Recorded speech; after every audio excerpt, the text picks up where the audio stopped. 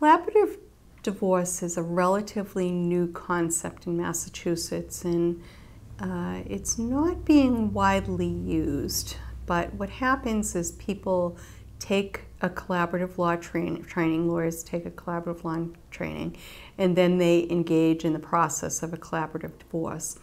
And the basic tenets of that is that four parties, meaning the two parties and the two lawyers, come to the table with an agreement that they cannot litigate the case. So, and that's important because no one's posturing, no one's trying to gain an advantage. The goal is completely different. They're just trying to arrive at an amicable agreement. They have to sign a contract that says that they won't go to litigation. So if the collaborative law process breaks down, people have to get new lawyers to engage in the litigation process so that so the people lose the advantage of going through the same lawyers, and that discourages the process from breaking down. But it's really a lot more than that. It's about a whole different attitude. It's not as much advocacy as much as putting it all on the table and having a free-flowing exchange of ideas and being able to confront whatever issues are personalized in that couple's divorce or that family's divorce. The other advantage to collaborative law is the term collaborative means that.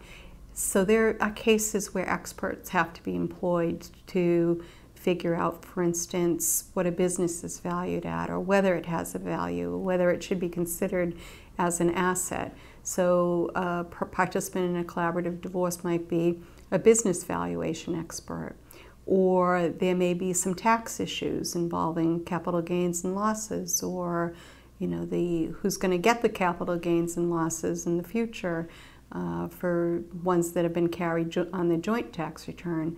So that you have to generally talk to a CPA or a tax accountant about. There might also be a tax analysis that needs to be done in terms of coming up with an allocation of what portion of the support should be alimony and what portion should be child support. So there are many times that lawyers consult experts in order to help their clients through the process. And in the collaborative divorce process, they can either be in the room with you, or they can be someone that you jointly agree to consult and rely on that information. Another time where the collaborative process works really well is when there's really specialized mental health issues, and there might need to be a mental health professional in there to help the parties, for instance, devise a parenting plan that's appropriate, or deal with their child's mental health issues if they have differing views on how the mental health issues should be dealt with. So there's lots of good reasons for collaborative divorce, and I'm a definite proponent and have been trained in collaborative divorce.